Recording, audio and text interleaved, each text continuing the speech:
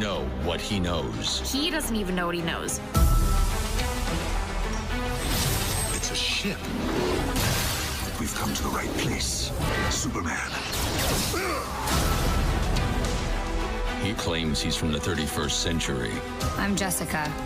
Everyone knows Limelight. The Fatal Five are coming! Well, well, ye old Justice League.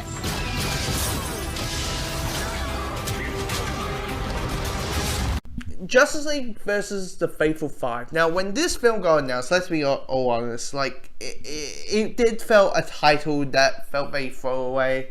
Like, everyone was focusing on Wayne and Superman, Batman Hush, and all kind of stuff, and I felt like it was going to be part of maybe the new 52, like, DC movie universe that they've been doing since Justice League War and all kind of stuff. But then they released the voice cast and a couple of the images and the sneak peek, as they always do. And everyone got super excited, including me, because it is the return of the DC animated universe, which is Batman the Animated Series, Superman the Animated Series, Justice League Unlimited, and Batman Beyond. Here's the thing, I had a kick out of it. Is it because I enjoyed this universe? Yeah.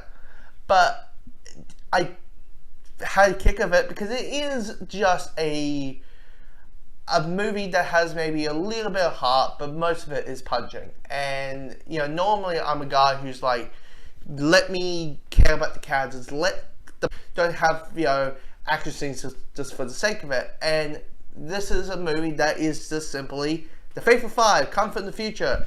The Justice League are heroes. The Fatal Five are villains. They have a plot A story for most of the film, and then plot B happens, but it doesn't matter what it is, the Justice League needs to fight them, and that's basically the drift of the story, plus with Starboy, who is part of the League of the Superheroes, and he's also from the future, and all of that. And with Starboy,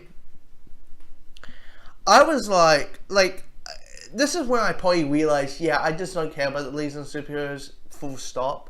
But what they were trying to do with this guy is very interesting, because this is a guy who is mentally, has a mental illness. He is like, but the problem is we don't have the things that he need because they got invented in the future and all kind of stuff. So he is very unstable. Also, another character we are introduced to is Jessica Cruz, who's been a character in the comics for the last, I would say, 5 years, give and take, five years, and now she, you know, for the last, like, I would say the last year, she has kind of been welcomed into the mainstream, and it's really, she is a cool character. And in this version, she's a character who's dealing with trauma, and understandable trauma, to the point she doesn't want to be a Green Lantern, she doesn't want to be a Justice League, she doesn't want to be part of the Justice League,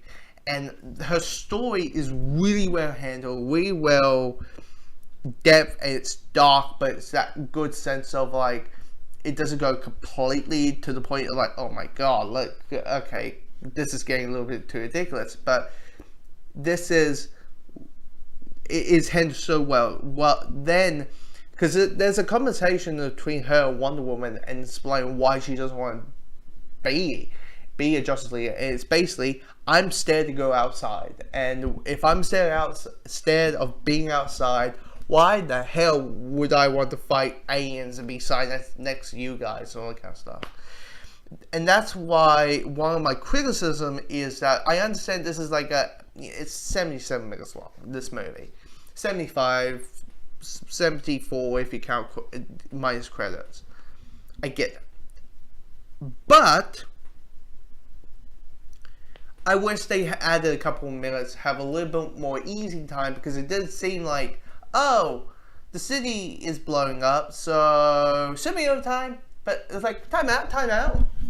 What about this whole story about you being free out to go outside and all kind of stuff, and you just have to go outside to see your psychiatrist or do shopping, all that. Like you what about this? What about that? So there's all these little things that I was like, there's little nitpicks, all that. But the action's pretty well done. There's a scene that I scream no to. If a certain character dies, You know who I'm talking about if you've seen the movie. It's really it's a good beat up movie, and there's nice little jokes. I mean, I like the Miss Martian character, her Batman being the mentor for Miss Martian, and yeah, Batman's like, I have no time for teenagers, and then immediately she turns into Whopper, and it's like, yeah, fair point.